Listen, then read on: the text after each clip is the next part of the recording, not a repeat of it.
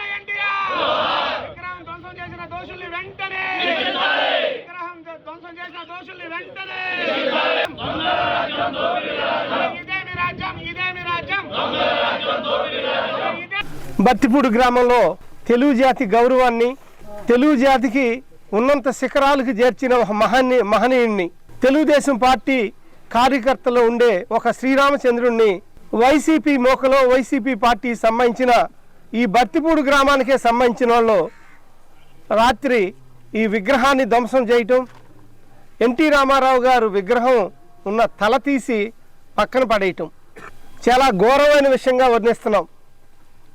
ఇది పిరికి పంద చర్య అని మేము చెబుతూ ఉన్నాం. బాపట్ల నియోజకవర్గంలో రాబోయే రోజుల్లో తెలుగుదేశం పార్టీ విజయం తథ్యం. ఏదో ఒకటి చెయ్యాలి, వీళ్ళని భయపెట్టాలి అనే ఒక ఉద్దేశంతో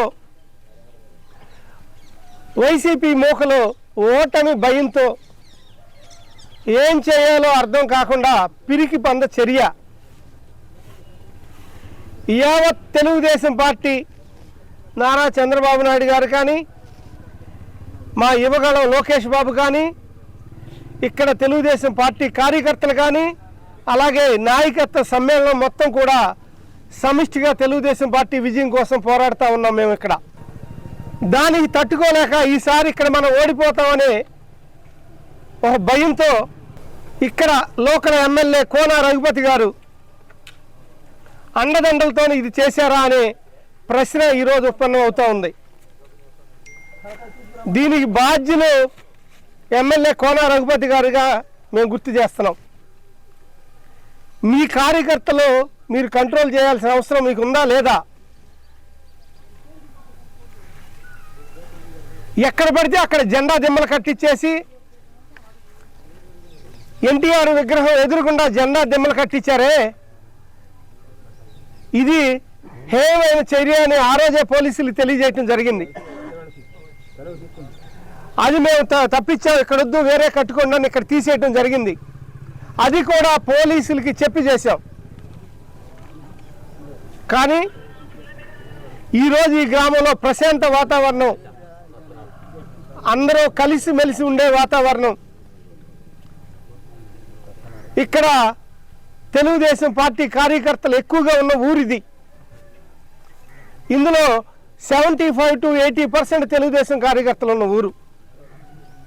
ఇటువంటి ఊళ్ళో కేవలం ఏదో చేద్దాం అనుకుంటే ఇక్కడ ఎవరు భయపడే వాళ్ళు లేరు.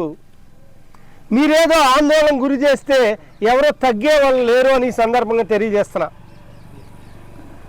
ప్రజాస్వామ్యాన్ని కూలీ చేస్తున్నారు. ఒకవైపు సచివాలయాల మీద మీరే జెండాలు కట్టుకుంటున్నారు. ప్రభుత్వ కార్యాలయాల మీద జెండాలు కట్టకూడదని నిన్న గుర్తు చేయడం జరిగింది. అక్కడ ఊళ్ళో మురికి కాలువలు చేయట్లా, పంటలన్నీ మునిగిపోతుంటే దాని సంగతి ఏం పట్టించుకోవట్లా.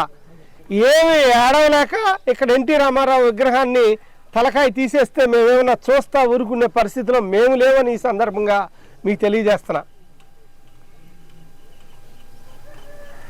ఇప్పుడైనా ఎప్పుడైనా ఎక్కడైనా వైఎస్ రాజశేఖర రెడ్డి గారిని మేము ఎప్పుడూ గౌరవిస్తూనే ఉంటాం. మన రాష్ట్ర ముఖ్యమంత్రిగా చేసిన వ్యక్తి అయినా, ప్రజలు ముఖ్యమంత్రి ఎన్నుకున్న వ్యక్తి వైఎస్ రాజశేఖర రెడ్డి గారు. ప్రజలకు ఎన్నో మంచి చేసిన వ్యక్తి. మీరు ఎన్టీఆర్ ఈరోజు తలకాయ ఏదో తీసేస్తే మా గ్రామాల్లో కూడా వైసీపీ విగ్రహాలు పెట్టిన సందర్భాలు ఉన్నాయి. పక్కన అప్పికట్లో కూడా వైసీపీ విగ్రహం ఉంది. ఈ కోపం మీద మా వాళ్ళు వైసీపీ విగ్రహం తీసేస్తారు. గొడవలు కాకుండా ఏమన్నా ఉన్నాయా? మీరు భోజనం చేయట్లేదా? ఇంకేమన్నా చేస్తున్నారా? ఏదైనా బుద్ధి జ్ఞానం కొద్దిగా కూడా లేవా వైసీపీ మోకలకి? నోరుంది కదా అని తిడతాం. మీ తల్లిదండ్రులు మీకేమి సంస్కారం నేర్పారో, ఏం సంస్కారాలు మీ సాంప్రదాయాలు మీకు నేర్పారో అని అర్థం అట్లా ఈ పని చేసిన వాళ్ళు నేను అడుగుతున్నా.